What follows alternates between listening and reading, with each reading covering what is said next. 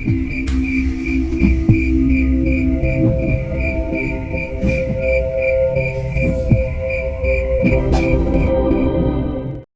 bukan kebaikan Bu Gina, ibu kandung kamu, tak sudi akan bicara hal ini kepada kamu, Arya. Dan tidak mungkin juga kamu tidak mengetahui isu aborsi di kampung ini, ucap Kang Panjul perlahan sambil membuka bekal yang sebelumnya Mak Ela berikan pagi tadi, bahkan baru dibuka sore hari ini. Aku langsung kaget mendengarkan ucapan Kang Panjul. Seperti rasa penasaranku dijawab oleh Kang Panjul. Apalagi tiba-tiba dari kejauhan sudah terdengar suara motor dari arah ujung kampung yang jalannya bisa aku lihat jelas. "Nita?" ucapku. Kang Panjul langsung melihat ke arah yang sama dengan nasi dan lauk yang sudah berada di dalam mulutnya. Lelaki tua yang menemui aku kemarin sore di ujung kampung sudah membonceng Nita. Anehnya perut Nita yang sebelumnya hamil kini benar-benar rata. Aku melihatnya jelas, walaupun dalam jarak yang tidak dekat, karena Nita menggunakan kaos yang sangat ketat. "Barja, laki-laki," ucap Kang Panjul geram. Barja melihat ke arahku dan Kang Panjul. Sementara Nita yang kaget melihat aku di bawah jalan malah menundukkan kepalanya. Apalagi Barja hanya tersenyum ke arahku. Sebuah senyum yang aku yakini mempunyai arti lain. "Kamu kenal perempuan itu, Arya?" tanya Kang Panjul. Iya Kang, satu bus denganku Kang. Sebelum sampai terminal sudah dijemput Barja," jawabku perlahan, terus melihat ke arah motor yang dikendarai Barja membonceng Nita semakin jauh. "Kirain kenal di mana?" "Ya begitulah, di ujung kampung sana Arya, yang Akang katakan tadi," ucap Kang Panjul sambil terus mengunyah makanan. "Aborsi? Kampung itu benar Kang berarti?" ucapku. "Dulu lebih parah, sampai ada ritual neloni. Sisi lainnya, ritual pemakan bayi dalam kandungan untuk sebuah ilmu sakti. Orangnya masih hidup, susah sekali mati," ucap Kang Panjul perlahan. "Kang," ucapku, karena melihat dari kejauhan seorang nenek yang pernah aku lihat 2 kali di hutan, dekat pohon besar, dan di dalam rumah bersama Pak Ageng. Tiba-tiba sudah berdiri di kebun singkong. Jaraknya tidak terlalu jauh dengan aku dan Kang Panjul yang sedang duduk. "Sialan si Ela. Untung makanan ini tidak kamu makan, Arya," ucap Kang Panjul sambil memuntahkan darah di dalam mulutnya, beserta ludahnya yang masih berwarna merah darah. Kang, itu siapa Kang?" ucapku sambil menepuk keras pundak Kang Panjul. "Benar saja. Ayo pergi Arya, pulang," jawab Kang Panjul sambil menarik tanganku sangat kencang, sampai badanku hampir terguling oleh tarikan Kang Panjul. Tatapan nenek tua itu terus mengikuti aku dan Kang Basir. Beberapa kali tersenyum menakutkan ke arahku. Apalagi mata sebelahnya terlihat berwarna putih. "Kang, itu siapa Kang?" tanyaku sambil mengatur nafas yang sudah ngos-ngosan. "Ni Itoh, orang paling berbahaya di kampung ini. Nita yang kamu sebut namanya, barusan pulang dari rumahnya di sana. Jangan pernah berurusan dengannya. Taruhannya nyawa Arya," ucap Kang Panjul.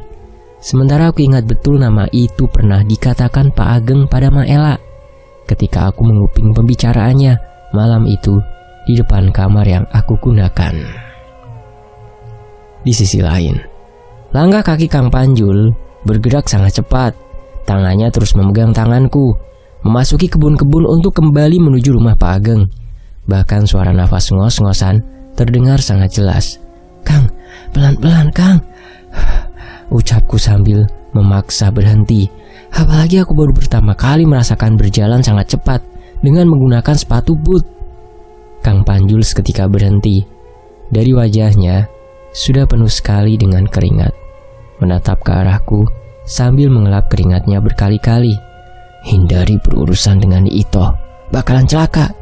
Soal neloni dan ritual itu lupakan saja, tidak penting," ucap Kang Panjul sambil memegang kedua bahuku. "Apa ada kaitannya Kang dengan Pak Ageng?" "Sudah 2 kali bahkan di dalam mimpi Arya melihat Ni Itoh Kang. Bahkan di rumah Pak Ageng malam itu," jawabku berusaha tenang. Walaupun penampakan Nyi Ito di kebun singkong barusan, masih aku ingat sekali wajah yang menyeramkannya itu. Kang Panjul langsung menggelengkan kepalanya sambil melepas tangannya di kedua bahuku.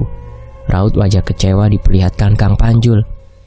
Arya, akang kira belum sejauh itu. Sebelum terlanjur, ucap Kang Panjul. Kang! Tiba-tiba teriak salah satu pegawai laki-laki yang aku ingat ikut memanen singkong, sedang berjalan dengan cepat ke arahku dan Kang Panjul yang masih berdiri di tengah hutan. Kenapa? Tanya Kang Panjul. Pak Lurah Ageng marah-marah. Nyari akang. Saya disuruh menyusul. Ini mau ke sana. Sudah, terima kasih, jawab Kang Panjul singkat, kembali menarik lenganku. Tatapan lelaki itu terlihat heran pada sikap Kang Panjul dan aku. Urusan makanan dari Mak Ela, jangan kamu yang urus. Takutnya nambah masalah. Biar akang saja, ucap Kang Panjul dengan wajah yang terlihat semakin merah. Apa wadah makanan yang tertinggal tidak akan jadi masalah, Kang? Tanyaku, terus mengikuti langkah Kang Panjul yang semakin cepat. Diam saja, bukan urusan kamu. Sudah gila Mak Ela dan si Ageng ini, jawab Kang Panjul. Karena memang muntahan darah dari makanan yang diberikan Mak Ela pagi tadi dan sebelum kemunculan itu membuatku juga marah. Apalagi bisa seaneh itu. Aku dan Kang Panjul diikuti di belakang oleh lelaki yang sudah menyusul ke tengah hutan, terus berjalan ke arah rumah. Walaupun lelaki itu pamit berbelok menuju rumahnya ketika memasuki perkampungan, bahkan tidak ditanggapi oleh Kang Panjul. Terlihat dari kejauhan wadah-wadah berisikan hasil singkong sudah berjajar di depan rumah dengan rapi.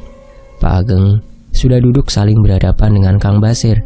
Terlihat juga asap-asap rokok dari teras depan begitu banyak.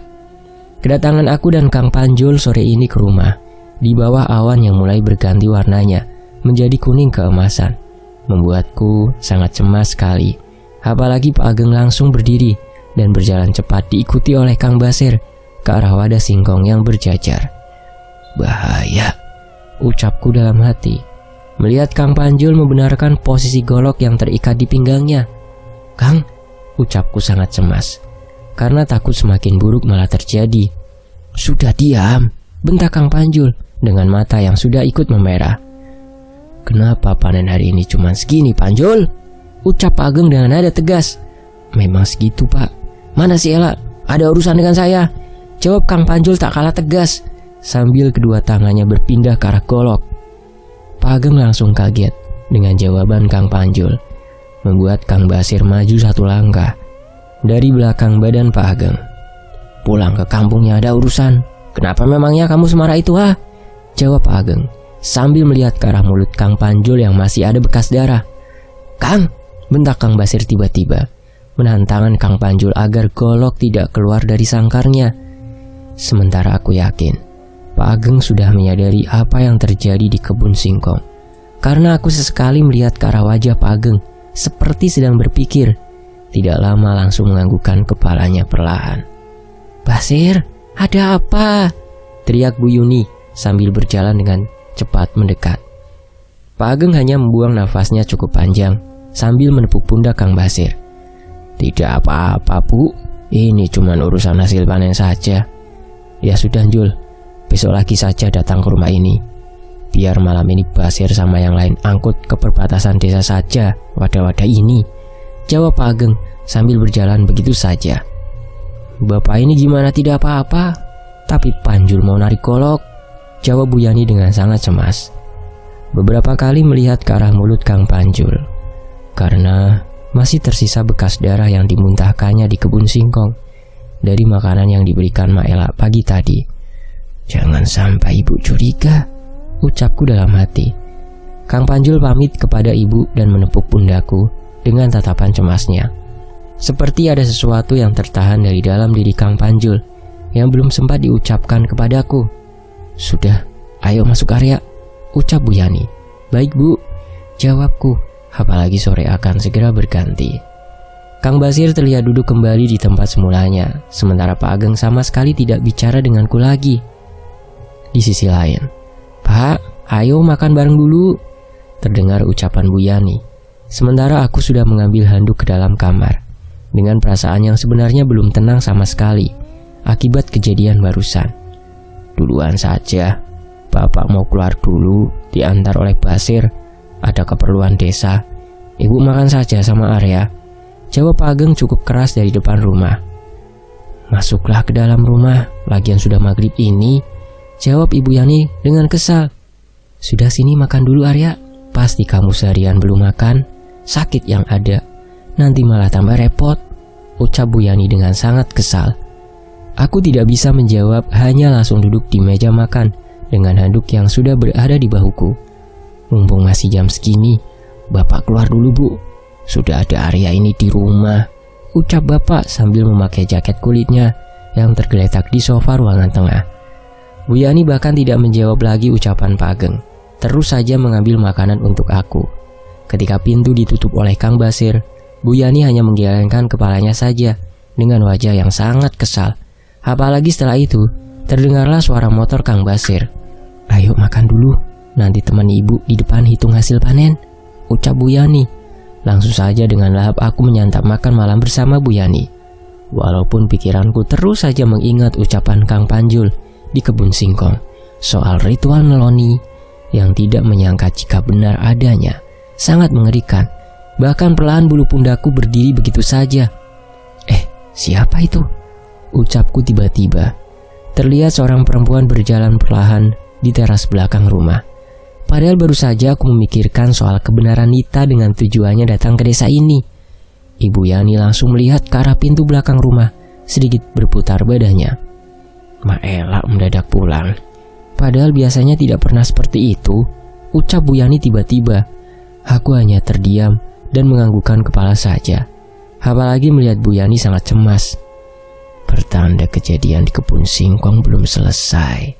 Ada kaitannya dengan Mak Ela, ucapku dalam hati. Arya malah melamun. Tadi kenapa mulut Kang Panjul ada bekas darahnya Arya? Bukan karena berkelahi kan? Ucap Bu Yani tiba-tiba sambil berdiri. Emang berdarah Bu? Jawabku. Malah tanya balik kamu. Orang kamu yang seharian sama Kang Panjul, ucap ibu. Arya nggak ngeliat malah Bu. Jawabku pura-pura tidak mengetahui. Hanya karena tidak ingin Bu Yani mengetahui kejadian di kebun singkong karena makanan yang diberikan Mak Ela. Sampai lupa wadah rantang tertinggal di kebun. Kebiasaan Kang Panjul, jawab Bu Yani. Tiba-tiba berjalan ke depan rumah. Apalagi sudah ada orang yang mengucapkan salam sambil mengetuk pintu. Satu sisi aku merasa tenang, Ibu Yani hanya curiga pada bekas darah di mulut Kang Panjul dan menyangka bekas berantem. Namun di sisi lain, wadah rantang itu aku ingat sekali terkena muntahan Kang Panjul dan pasti berbekas juga. Bahkan aku sangat menyesal wadah rantang itu tertinggal di kebun dan tidak mungkin untuk kembali ke sana malam ini juga. Pagi saja aku harus ke sana lagi, ucapku dalam hati. Cepat sana mandi, kalau sudah selesai ibu tunggu di depan area. Sudah ada yang mau narik hasil panen, ucap Bu Yani. Anehnya langsung membuang tatapannya setelah melihat ke belakang rumah. Apa ibu melihat hal yang sama denganku? Ucapku sekali, pelan. Setelah melewati kejadian di luar nalar hari ini, membuatku bimbang. Apalagi Kang Panjul sudah mengingatkan agar tidak berurusan dengan Ni Ito. Walaupun aku merasa tidak melakukan hal apapun untuk berurusan dengannya, malah sekarang terbawa begitu saja akibat rasa penasaran yang sekarang berganti dengan penasaran lainnya.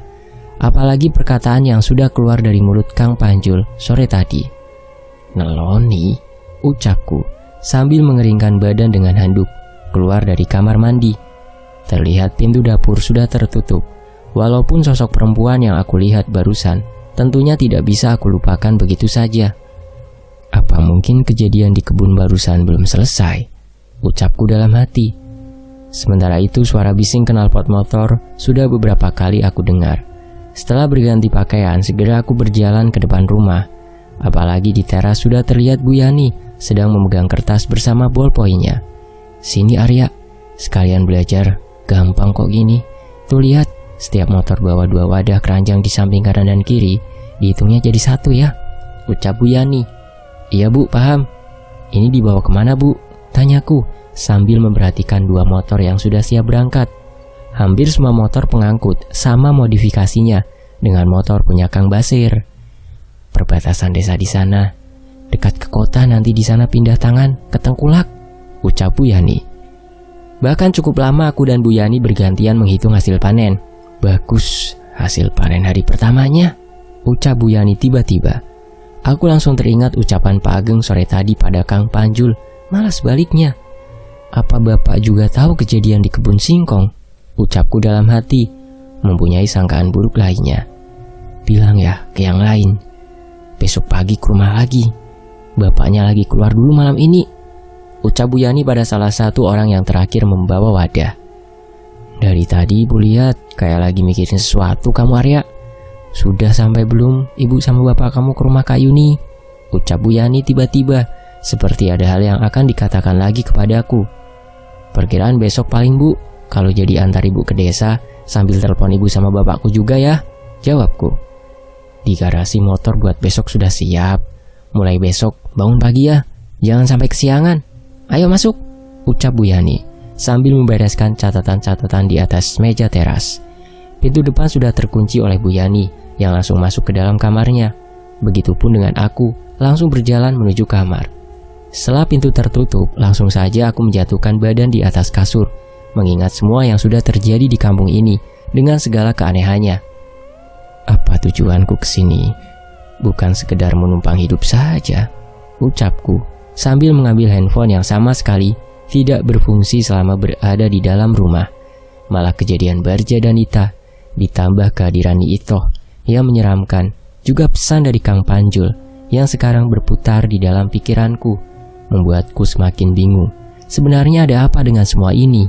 Walaupun sudah jelas dari kejadian Ita, memang benar adanya kampung aborsi ini, juga istilah baru yang aku ketahui sisi lain ritual, neloni. Pak Ageng kepala desa di sini, dan dulu kakek Ambar juga sama. Harusnya kejadian itu sudah diketahui oleh keluarga besarku dari bapak. Itu kakaknya dan bapaknya sendiri, ucapku tiba-tiba, karena pikiranku sendirilah yang membawa kepadaku pernyataan tersebut.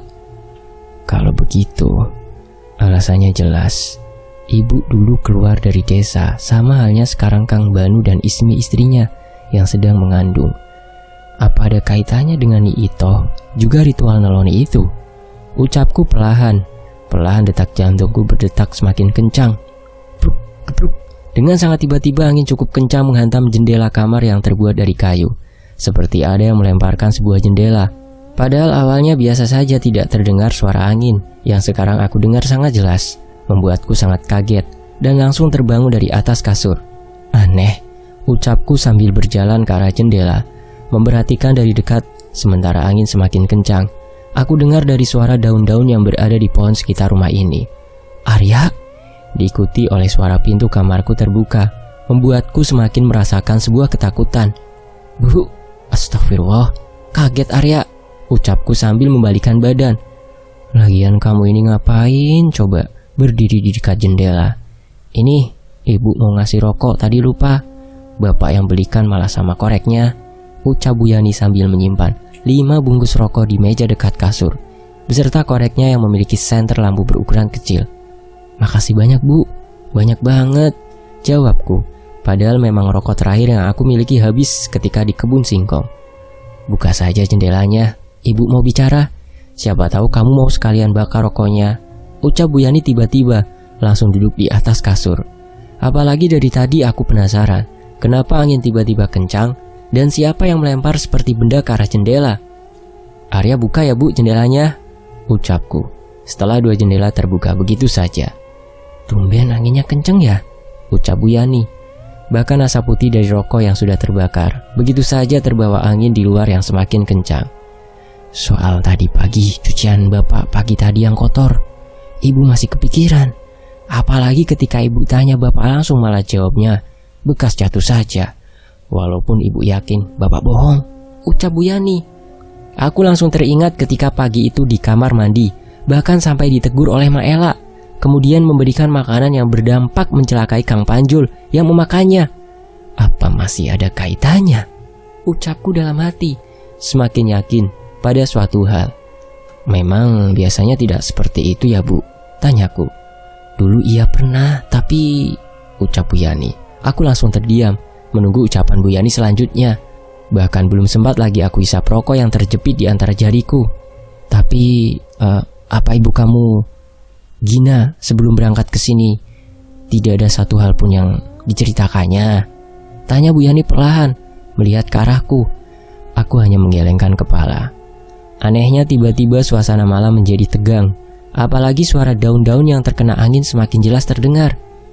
Ya sudah, memang seharusnya tidak akan terjadi kecemasan itu. Kirain Gina atau Mas Akbar sudah bercerita, ucap Bu Yani sambil berdiri. Arya jadi penasaran cerita apa, Bu? tanyaku, berharap ada kaitannya dengan penasaran dan kecemasan yang sedang aku rasakan sekarang. Tidak penting, Arya. Mungkin kecemasan seorang ibu saja sama anaknya. Kadang suka berlebihan, ucap Bu Yani sambil tersenyum berjalan keluar kamarku begitu saja, sambil menutup kembali pintu kamar. Abu bakar dari rokok hampir saja jatuh ke lantai kamar. Segera dengan cepat aku membuangnya ke arah jendela yang masih terbuka, sambil memperhatikan ke arah luar. Hanya pohon-pohon jati muda yang baru tumbuh beberapa bulan saja yang aku lihat. Walaupun aku masih mencari penyebab sebelumnya ke jendela, namun sama sekali tidak aku temukan. Anehnya aku semakin merasakan bahwa tidak penting yang Bu Yani katakan merupakan hal yang penting untukku. Sambil terus menghisap rokok dan kembali duduk di atas kasur, melihat ke arah jendela. Ibuku kuncinya. Ya, ibuku Gina. Dari mulai aku pergi dari rumah ibuku sudah berperilaku aneh. Harusnya ada kaitannya dengan pertanyaan Bu Yani barusan, ucapku sambil menganggukkan kepala, seolah mendapatkan jalan berikutnya yang bisa aku tanyakan. Tiba-tiba ujung kepala penuh rambut berwarna hitam melintas begitu saja di luar jendela. Apalagi aku dari tadi melihat ke arah jendela. Begitu jelas aku melihatnya. Apa itu? Ucapku kaget, langsung berdiri, berjalan dengan cepat ke arah jendela. Bulu pundakku sudah berdiri begitu saja karena merasakan ketakutan. Bahkan rokok tidak aku matikan, langsung dibuang keluar jendela, padahal masih cukup panjang. Tidak mungkin aku salah melihatnya. Apa perempuan yang tadi di dapur? Ucapku dengan cepat menutup jendela, dengan ketakutan yang semakin menjadi aku rasakan. Apalagi di rumah sekarang hanya ada aku dan Bu Yani. Setelah kepulangan Maela yang bahkan Ibu Yani sendiri pun merasakan kejanggalan dari kepulangannya secara mendadak itu, juga kepergian Pak Ageng dan Kang Basir malam ini, membuatku langsung terbaring kembali di atas kasur dengan perasaan tidak tenang. Sementara aku melihat jam di handphone sudah semakin malam. Sambil berharap cemas, perlahan mataku paksa untuk terpejam. Anehnya secara bersamaan angin mulai perlahan membuatku sedikit tenang. Pasti kejadian semua ini bukan tanpa sebab, ucapku dalam hati kembali memejamkan mata. Baru saja sebentar mataku terpejam, kedua telingaku mendengar suara gesekan langkah kaki ke tanah sangat jelas sekali. Mataku langsung terbuka dengan cepat. Perlahan badanku sedikit berputar ke arah tembok, satu arah dengan jendela. 2 orang, ucapku dalam hati memastikan apa yang aku dengar. Semakin cemas karena langkah kakinya berhenti tepat di dekat posisi jendela. Kemudian terdengar seperti tanah yang ditaburkan ke tembok. Kayak tanah yang diaur-aurin ke tembok gitu. Karena aku yakin itu adalah manusia. Perlahan tanpa mengeluarkan suara, aku sudah berdiri. Awalnya aku akan membuka jendela, namun karena ingin tahu 2 orang itu siapa yang berada di balik dinding, aku melangkah ke arah pintu, membukanya dengan perlahan. Penasaran siapa itu dan untuk apa? Ucapku yang sudah berjalan dengan cepat keluar kamar menuju dapur, apalagi sudah yakin Bu Yani berada di dalam kamarnya. Pintu dapur sudah aku buka perlahan, walaupun mengeluarkan suara kunci yang aku putar. Dengan langkah yang cepat, aku langsung berbelok ke arah kiri, di mana satu jajar dengan suara yang aku dengar.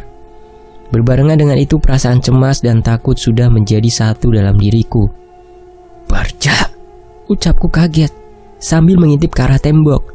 Benar saja, sudah banyak tanah merah menempel, sebagian laginya terjatuh begitu saja. Badan Barja dengan rambut gondrongnya berjalan ke arah kebun jati. Namun tidak sendirian, terlihat seperti perawakan Mak Ela bersama Barja. Namun anehnya, jalannya sedikit terpincang. Jalannya perempuan tua itu seperti itu, dengan warna sarung dan bajunya yang sekarang sudah aku ingat. "Tidak mungkin itu Mak Ela," ucapku dalam hati. Namun kejadiannya begitu nyata karena puntung rokok yang sebelumnya aku buang bahkan masih menyala baranya karena tertiup angin.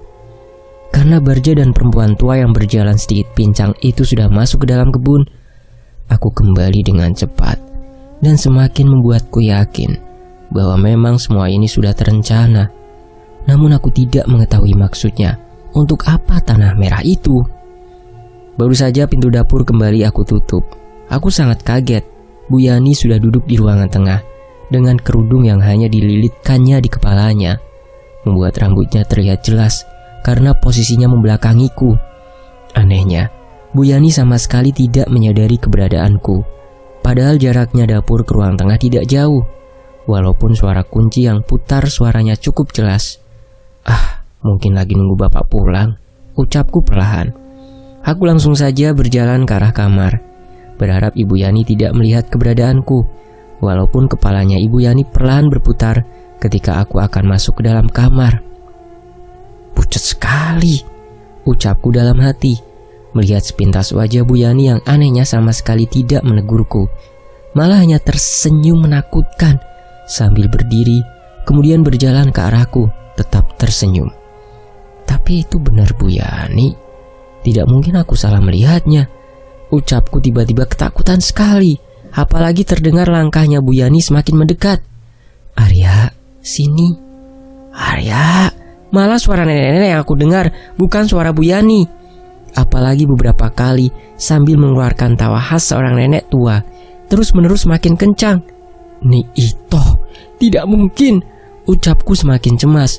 Tanpa berpikir panjang, aku langsung mengunci kamar. "Buka Arya!" Duk duk duk duk duk.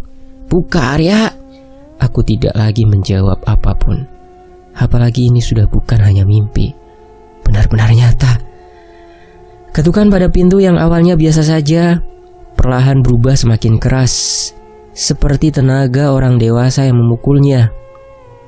Aku terus saja diam di belakang pintu, walaupun antara percaya dan tidak percaya bahwa yang aku lihat barusan Bu Yani atau memang sosok perempuan yang sudah aku lihat 2 kali malam ini. Hampir beberapa menit aku tidak lagi mendengar suara nenek itu, membuatku semakin ketakutan. Walaupun ada rasa penasaran apakah masih ada di belakang pintu atau tidak. Bersamaan dengan itu, keringat sudah mengalir ke seluruh badanku. Tiba-tiba selain suara nafasku saja yang terdengar jelas, aku mendengar lagi suara langkah kaki di dekat jendela, membuatku semakin tidak bisa bergerak selain berdiam dan menyandar ke arah pintu. Apalagi terdengar jelas usapan tangan itu ke arah tembok, mengusapnya berulang-ulang. "Apa Barja kembali?" ucapku. Setelah cukup lama aku mendengar suara usapan tangan ke tembok, tiba-tiba langkah kaki itu kembali menjauh dari arah jendela, membuatku bisa berdiri dan berjalan perlahan ke arah kasur. Dalam kondisi seperti ini, bahkan membuatku tidak akan bisa tidur begitu saja. Walaupun sudah terasa badan ingin segera beristirahat, tidak pikir panjang, aku langsung membakar rokok, karena setidaknya bisa membuatku tenang. Walaupun aku yakin asapnya bakalan membuat kamarku pengap seketika, namun sudah tidak aku pedulikan sama sekali. Semakin parah. Nenek itu dan suaranya persis sekali sama dalam mimpi. Berarti sosok yang sama, ucapku menghisap rokok berkali-kali. Berpikir bahwa itu Ni Ito, namun di sisi lain juga aku tidak mengerti kenapa harus menampakkan lagi kepadaku, dan tidak sepenuhnya percaya bahwa Ni Ito sampai bisa seperti itu. Sarung hijau, baju putih, jalannya terpincang, ucapku mengingat pakaian perempuan tua yang bersama Barja, yang aku yakini itu benar Mak Ela. Beberapa kali aku membuang sakar ke dekat jendela. Bahkan sudah aku matikan puntungnya juga pada kayu jendela. Tidak lama terdengar suara pintu terbuka, disusul oleh suara Pak Ageng dan Kang Basir. Dengan cepat aku membuka kunci pintu kamar, karena tidak mau membuat Pak Ageng dan Kang Basir nantinya curiga. "Tumben, Sir, lantainya kotor bekas kaki?" tanya Pak Ageng cukup keras. "Lah iya Pak, aneh ya," jawab Kang Basir. "Sudah, cuciannya malam ini juga kamu cuci langsung, jangan kejadian 2 kali," ucap Pak Ageng. Langkah Kang Basir terdengar berjalan cepat ke arah dapur. Aku langsung terpejam di atas kasur, sudah mengambil posisi tidur. Kreket. Tiba-tiba pintu kamar terdengar terbuka begitu saja. "Tidur Pak," ucap Kang Basir kemudian menutup pintu kembali. Benar, harusnya aku sadar dari awal kedatanganku. Pak Ageng sudah mengawasi aku dengan segala tingkahnya. Pasti ada sesuatu, bahkan mungkin berkaitan. Ucapku dalam hati, meyakini Pak Ageng sudah pergi ke suatu tempat yang sama dengan Nita ke ujung kampung. Membuatku semakin terdorong untuk melihat seperti apa rumah yang pernah membuatku penasaran, karena keberadaannya terpisah sangat jauh itu. Semakin memikirkan hal itu, badanku semakin lemas. Apalagi seharian ini dari sore sampai larut malam, segala penampakan beserta keanehan terus-menerus menghampiriku. Walaupun aku tidak mengetahui penyebab utamanya apa. Harusnya bukan hal aneh lagi ini. Semuanya sudah nyata. Aborsi dan kampung ini benar adanya, ucapku dalam hati. Bahkan suara Kang Basir yang sedang berada di kamar mandi pun tidak membuat aku kuat menahan keadaan badanku ini. Sementara itu, "Gimana demamnya, Bu? Sudah mendingan?" Kata bapak juga apa? "Biasa di kota kerjanya, duduk saja di bawah panen singkong langsung sakit." "Sudah jangan aneh-aneh, biar Basir saja seperti biasanya yang antar dan jemput ibu lah." "Sudah duluan saja bapak berangkat. Mana bisa ibu meninggalkan Arya sedang begini. Semalam padahal tidak begini Pak." Terdengar jelas olehku suara Pak Ageng dan Bu Yani sedang bicara di kamar. Perlahan mataku terbuka sambil merasakan handuk basah sudah terlipat di atas dahiku. "Bu," ucapku perlahan sambil merasakan badan seperti bekas terinjak-injak. "Kamu ini aneh. Sudah tahu anginnya kencang semalam itu, malah tidur jendelanya terbuka begitu saja. Pas subuh ibu lihat ke dalam sini," jawab Bu Yani mengambil handuk kompresan di dahiku. Aku langsung kaget. Apalagi aku ingat semua kejadian semalam, dan terakhir jendela sudah aku tutup. "Ma Ella, sudah belum? Cepat!" teriak Bu Yani cukup kencang. Aku langsung kaget melihat Ma Ella yang jalan terpincang-pincang. Sama kejadian semalam ketika aku melihatnya berjalan di belakang Barja. "Ini Bu, minum saja Arya. Ini ramuan dari dedaunan bagus dan cepat untuk tubuh," ucap Maela untuk pertama kalinya lagi berbicara kepadaku di depan Bu Yani. Seketika aku ingat kejadian kemarin sore dari makanan yang dimakan Kang Panjul. Bisa mengeluarkan darah dan hampir mencelakai Kang Panjul. "Arya tidak bisa minum beginian Bu," ucapku. "Sedikit saja Arya, kasihan badan kamu, biar pulih kembali," jawab Bu Yani sedikit memaksa. Aku langsung paksakan badan terbangun, walaupun sebenarnya masih terasa pegal. Dengan cepat berdiri, mengambil handuk. "Ibu siap-siap saja, setelah mandi Arya antar ke desa ya," ucapku langsung minum sedikit. Namun tidak langsung aku telan, menahannya di mulut, kemudian berjalan dengan cepat ke kamar mandi. Membuat Bu Yani dan Maela terheran-heran dengan sikapku. Langsung aku muntahkan apa yang ada di dalam mulutku, karena rasanya benar-benar pahit dan takut hal yang Kang Panjul alami menimpa aku juga. Tidak ada pakaian Maela yang semalam digunakannya, ucapku sambil mencari di wadah cucian kotor. Selesai mandi membuat badanku terasa segar. Walaupun anehnya, bisa begitu saja kembali normal. Walaupun aku mempertanyakan siapa yang semalam membuka jendela kamar. Bahkan sambil menjemur handuk di halaman belakang, aku tidak melihat cucian baju yang semalam digunakan Maela. Namun, langkah kakinya yang semalam aku lihat sudah membuatku yakin dan membuktikan ucapan Kang Panjul dan sangkaanku bahwa Maela berada di pihak Pak Ageng. "Kaki Max Leo kemarin di kampung. Jangan berpikir aneh-aneh," ucap Maela tiba-tiba membuatku sangat kaget. Kenapa emangnya, Mak?" tanyaku tiba-tiba. Walaupun aku merasa aneh Maela bisa membaca pikiranku pagi ini. Baru saja Maela akan menjawab ucapanku, Bu Yani tiba-tiba memanggilku. Apalagi aku sudah siap pagi ini, walaupun sudah jam 8 tepatnya. Aneh, tiba-tiba subuh demam parah. Sekarang sudah seger saja. Handphone dibawakan. Di belakang desa biasanya gampang sinyal, ucap Bu Yani. "Sudah Bu, ini ada kok," jawabku sambil memegang saku celana. Sudah bersama rokok dan korek. Padahal aku juga tidak mengerti dengan keadaan badanku seperti ini. Membuatku semakin penasaran dengan semua. Setelah motor aku keluarkan dari garasi rumah Pak Ageng, aku panaskan sebentar mesinnya. Apalagi ternyata motor trail ini terlihat baru. Beda dengan yang Kang Basir gunakan. Nanti di desa jangan canggung.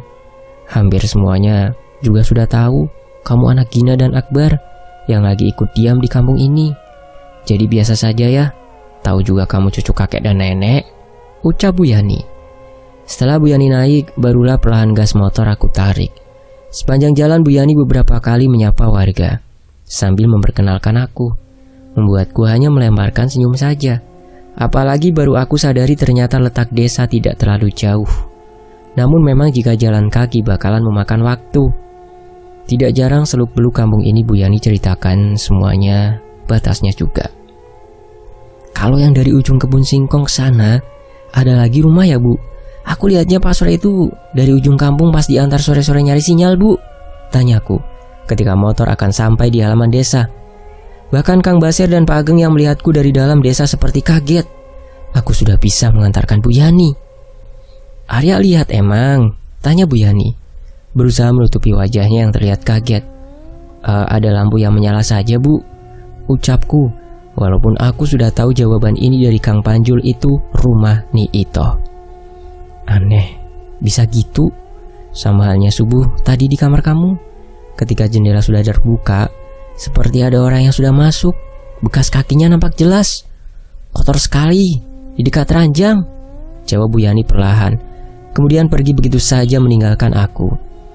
Aku langsung terdiam, mengeluarkan rokok dari saku celanaku dan membakarnya secara perlahan, membuatku semakin ketakutan. Apalagi aku terbangun dengan demam yang cukup tinggi. Siapa yang sudah masuk kamar? Ucapku semakin merasakan keanehan. "Di belakang area kalau mau cari sinyal, ke sana."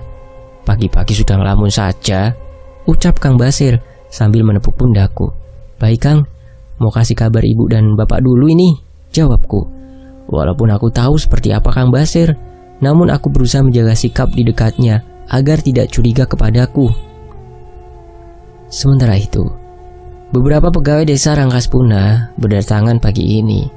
Beberapa kali melihatku hanya berbalas senyum saja denganku. Sementara aku sudah berada di belakang desa, yang ternyata sudah ada tempat duduknya yang menyambung dengan bagian belakang bangunan desa. "Nak, kalau sudah ada sinyal telepon ibu. Sudah beberapa malam ini semenjak kamu pergi, ibu cemas sekali." Sebuah pesan masuk dari ibu ketika handphone baru saja mendapatkan jaringan sinyal. Bahkan ibu mengirim pesan berkali-kali, sampai 5 kali banyaknya. Anehnya hanya mengirim pesan yang sama. Langsung saja aku telepon ibu. Beberapa kali sepagi ini, sama sekali tidak menjawab. Segera aku mencari kontak Kak Yuni. Kak Yuni tidak menjawab panggilanku.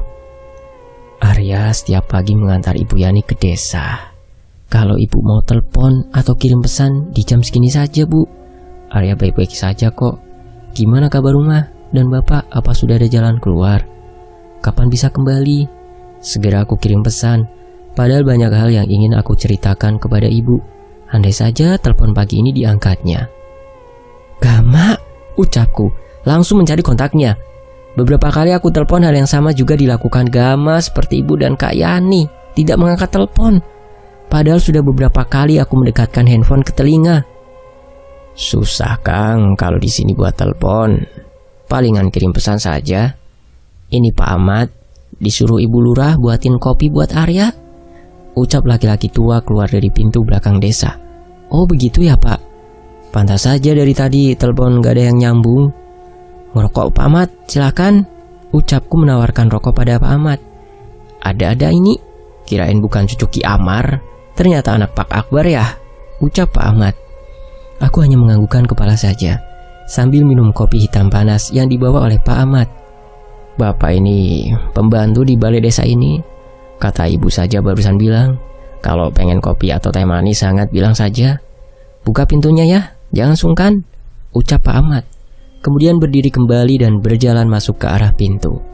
Baik Pak, terima kasih banyak, jawabku. Kam, sepertinya benar kampung ini. Aku sudah mengetahuinya, bahkan yang satu bus denganku ke kampung yang sama untuk aborsi. Tapi anehnya, malah sekarang aku merasakan gangguan dari Ni Ito. Segera aku kirim pesan kepada Gama. Di bawah sinar pagi yang akan berganti dengan siang, aku berharap ada balasan dari ibu maupun Gama. Bahkan baterai di handphoneku hanya tersisa 2 baris saja, karena saking jarang aku gunakan. Harusnya aku tidak peduli urusan di kampung ini dengan aborsi itu. Tapi kenapa kedatanganku seperti mengganggu mereka? Ucapku tiba-tiba sambil tidak terhitung berapa batang rokok yang sudah aku hisap. Apalagi kopi dalam gelas sudah habis semuanya. Karena tidak ingin kejadian malam itu terulang kembali. Apalagi aku mengingat betul rasa ketakutan yang aku rasakan juga teka-teki misteri di rumah Pak Ageng ini tanpa sebab yang jelas. Kang Banu, ucapku. Berada di menu pesan, malah aku bingung sendiri memulainya harus dari mana dan mengatakan hal apa. Malah takutnya aku yang dirasa Kang Banu mencari masalah. Arya, terdengar suara Bu Yani keluar dari pintu belakang desa. Gimana Bu? Tanyaku. Pulang dulu saja, Ibu ada urusan program ini. Takutnya lama, barusan juga Bapak bilang. Kasihan kamunya nunggu di belakang. Di rumah ada Kang Panjul, mau beresin tanaman di belakang, ucap Ibu. Siang ini Bu, tanyaku kaget. Apalagi ingat kemarahan Kang Panjul pada Maela. Iya paling sudah mulai dari tadi. Pagi tadi juga Kang Panjul sudah ke rumah menghadap Bapak kok, ucap Bu Yani. Membuatku sedikit tenang, karena takut terjadi hal buruk pada Maela. Apalagi kemarahan kemarin Kang Panjul, aku menjadi saksinya. Jam 2 saja kesini lagi ya, atau nanti Ibu bisa sama Kang Basir pulangnya, ucap Ibu. Segera dengan cepat aku berjalan ke arah halaman desa. Bahkan aku cukup kaget ketika melihat Barja sedang duduk bersama pegawai desa lainnya sambil tertawa terbahak-bahak. Ketika berpapasan mata denganku, Barja langsung terdiam dan melihat ke arahku dengan tajam. Karena tidak ingin mengundang kecurigaan lainnya dari pegawai desa, dengan cepat aku mundurkan motor dan pergi keluar dari halaman desa. Benar, Barja terlihat sangat tidak suka kepadaku. Tapi alasannya apa? Aneh orang itu, ucapku dalam hati. Singkat cerita, pintu depan rumah bahkan masih tertutup. Apalagi panas terik matahari semakin panas aku rasakan siang ini. Sudah beberapa hari di kampung ini tidak membuatku susah menghafal jalan, karena memang tidak akan kesasar kemanapun. Sesuai perkataan Kang Panjul, sampai di depan rumah aku langsung memarkirkan motor. Lah, sudah pulang lagi? Tanya Maela sambil mengurut kakinya duduk di lantai dapur. Sudah Mak, Kang Panjul mana? Tanyaku, walaupun anehnya Maela malah berubah drastis setelah kepulangan sore kemarin. Membuatku semakin aneh. Tuh di teras, baru Mak buatkan kopi, jawab Maela. Segera aku keluar dari dapur. Lelaki tua yang hampir seumuran dengan bapak sedang menyandarkan badannya yang penuh dengan keringat. Sementara pekerjaannya terlihat belum selesai, membersihkan rumput-rumput hijau di sekitar tanaman bunga. Kang, wadah rantang kemarin gimana? Ucapku perlahan karena tidak ingin ketahuan Maela. Kirain siapa? Kaget akang ini, jawab Kang Panjul. Sudah aman, akang lebih pintar. Sikap Maela sudah beda kan pada Arya? Hah? Tanya Kang Panjul sambil tersenyum. Kenapa bisa Kang? Tanya aku semakin penasaran. Dia bisa kerja di sini sama kakek dulu ya? Karena Pak Akbar, bapak kamu Arya. Masa ia mau ikut-ikutan ketakutan tanpa alasan itu? Gila saja, jawab Kang Panjul sambil tertawa. Mau kopi tidak Arya? Tanya Maela sedikit berteriak. Sudah Mak, dibuatkan Pak Ahmad tadi di desa. Barusan, nanti saja, jawabku. Kenal kamu sama Ahmad? Tanya Kang Panjul kaget. Tadi saja di desa Kang, jawabku singkat sambil mengeluarkan rokok dan langsung membakarnya. Tapi Kang, ucapku perlahan. Semalam aman kan? Tanya Kang Panjul. Langsung saja aku menceritakan kejadian kemarin pada Kang Panjul, lengkap, termasuk melihat perempuan tua mirip Maela yang kini jalannya sama dengan Maela, membuat Kang Panjul langsung terkejut. Apalagi cerita aku melihat Bu Yani yang tiba-tiba mengeluarkan suara nenek-nenek berjalan ke arah kamarku. Serius kamu Arya? Ucap Kang Panjul dengan kaget. Serius Kang? Malah aku belum sempat lihat ke samping tembok kamar, arah jendela juga, jawabku. Kang Panjul langsung berdiri dan berjalan dengan cepat ke arah samping kamar yang aku tempati. Aku menunggunya dengan sangat cemas sekali, takut ada hal yang semakin buruk yang akan menimpaku. Arya, ucap Kang Panjul. Beberapa kali mengelap keringatnya, apalagi cuaca hari ini benar-benar panas. Iya Kang, tanyaku. Takutnya itulah yang mengundang makhluk-makhluk kiriman di Itoh ke rumah. Tapi anehnya kayak ada yang sudah membersihkan tembok itu, ucap Kang Panjul heran. Di Itoh bukan hanya berbahaya Kang, sakti juga perihal begitu, jawabku.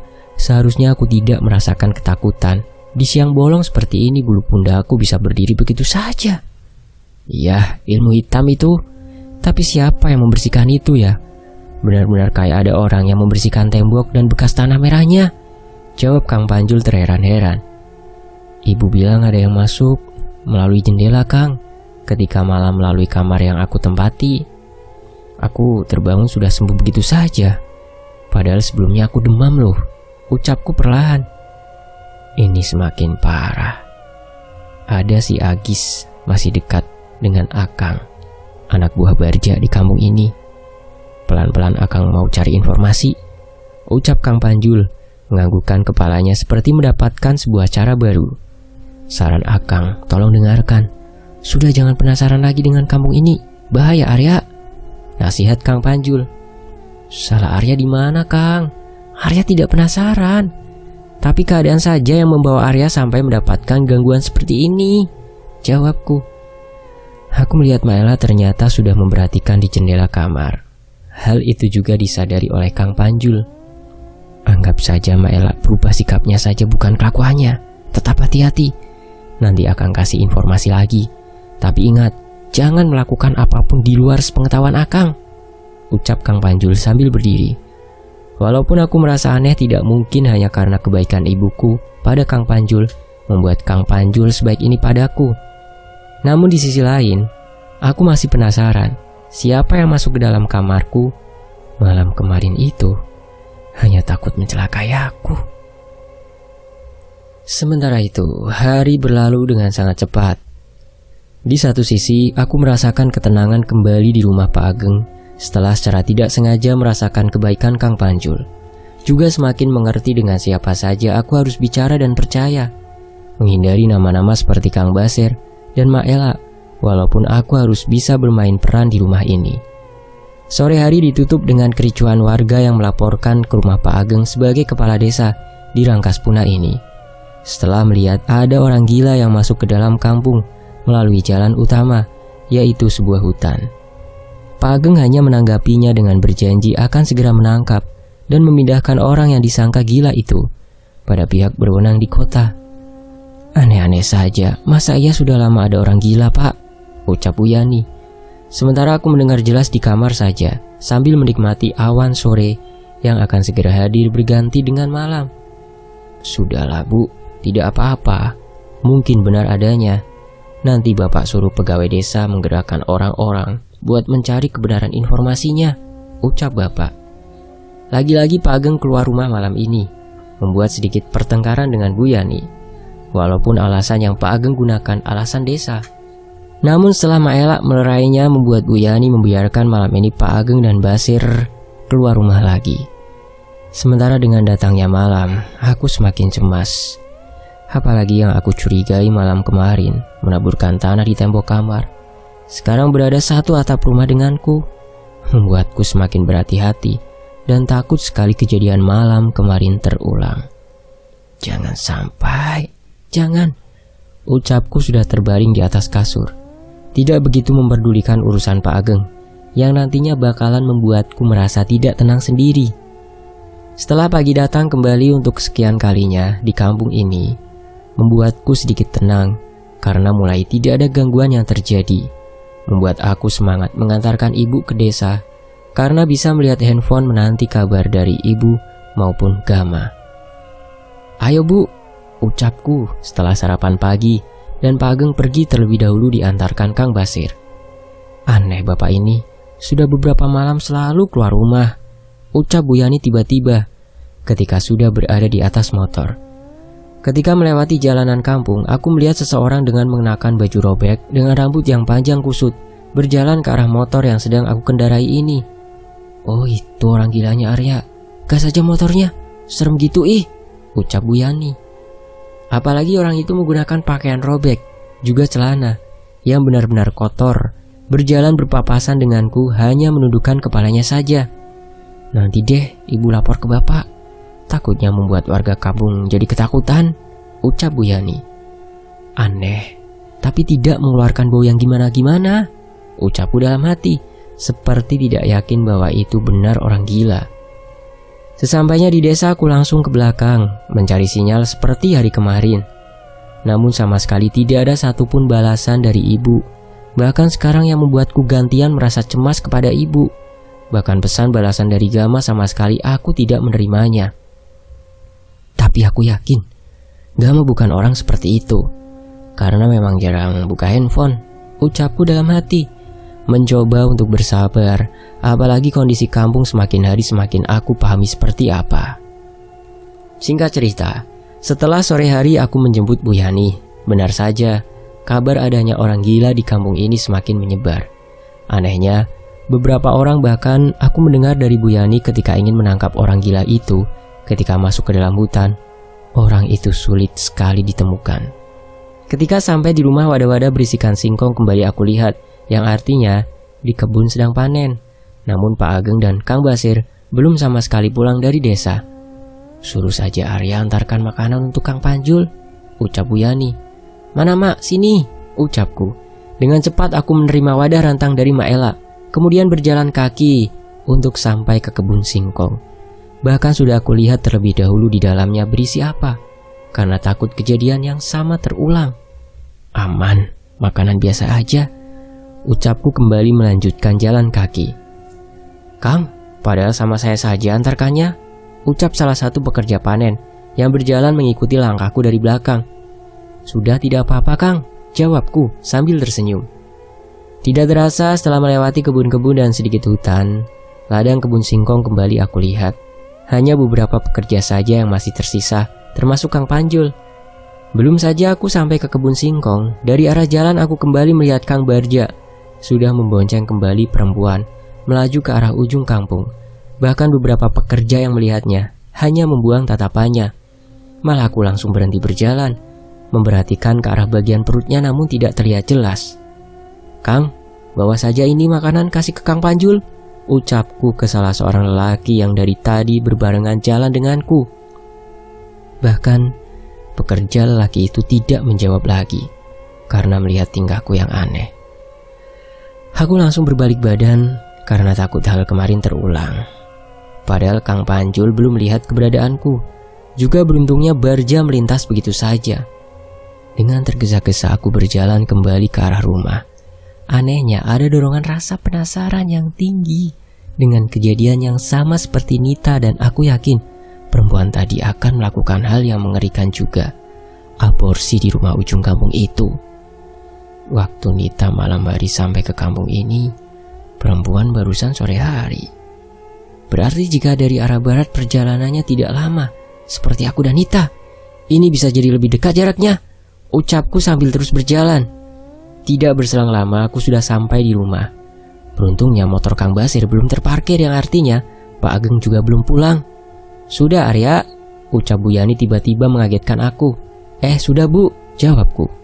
Mak Ella hanya menatap ke arahku dengan heran. Walaupun langsung aku abaikan dan berjalan ke arah kamar. "Kenapa jadi penasaran begini?" ucapku dalam hati sambil merasakan sebuah dorongan untuk datang ke ujung kampung itu, walaupun berlawanan dengan perkataan dan peringatan dari Kang Panjul. Apalagi aku belum tahu letak rumahnya. Sambil mengingat bagaimana pertama kali melihat rumah itu sore dari ujung kampung lainnya ketika bicara dengan Kang Banu. Harusnya tidak terlalu jauh. Jalan kebun singkong, satu arah, kemudian sampai di ujung, ucapku.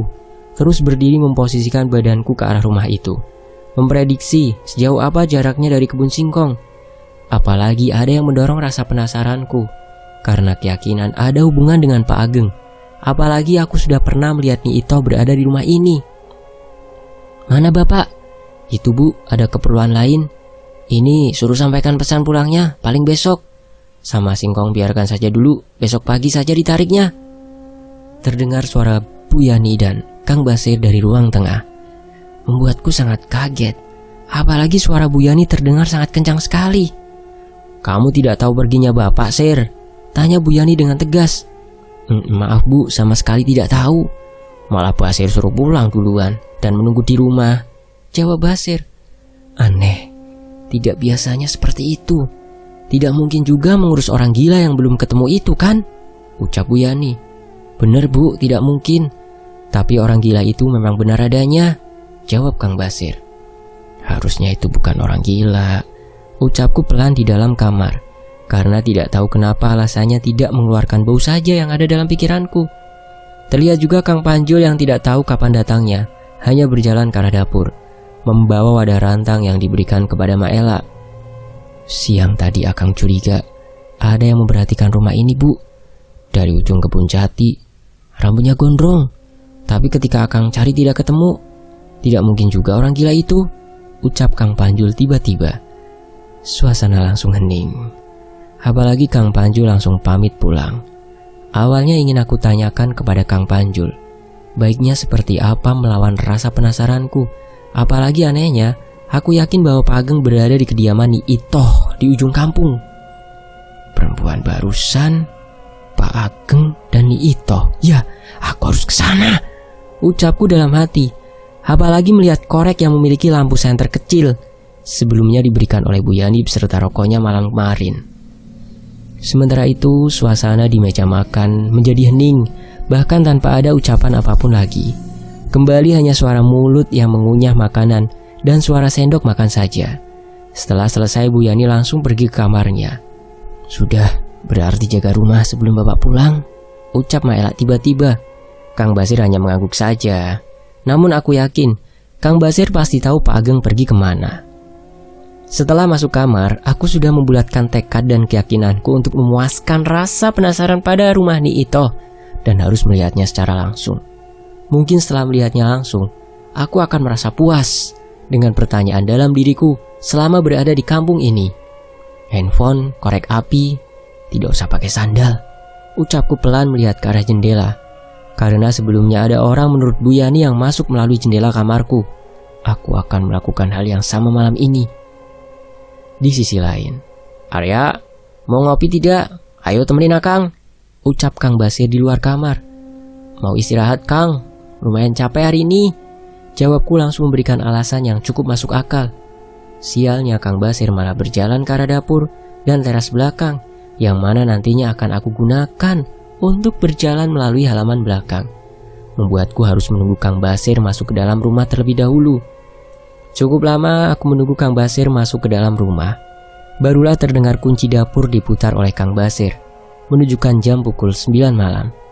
"Sudah tidur Arya?" ucap Kang Basir. Sudah Kang, ngantuk ini," jawabku berpura-pura tertidur. Padahal baru saja aku menyusun bantal dan guling yang langsung aku tutupi oleh selimut. walaupun pintu kamar sudah perlahan aku kunci dan jendela sudah terbuka. Terakhir saja malam ini, ucapku sambil menarik nafas cukup dalam dan membuangnya secara perlahan-lahan. Bersambung. Apakah rasa penasaran yang dimiliki Arya itu benar? Apakah Pak Ageng di rumah Ito dan si perempuan yang dibawa Barja, apa ada kaitannya untuk melakukan ritual atau apalah itu di rumah Ito? Nantikan jawabannya di bagian berikutnya. Demikianlah cara saya di Fakta Sejarah membacakannya untuk teman-teman di sini. Sebuah kisah dari Mas Teguh Falufi, akun Twitter @queertipping. Sampai jumpa di bagian berikutnya. Saya pamit. Wassalamualaikum warahmatullahi wabarakatuh. Alhamdulillahirrabbilalamin.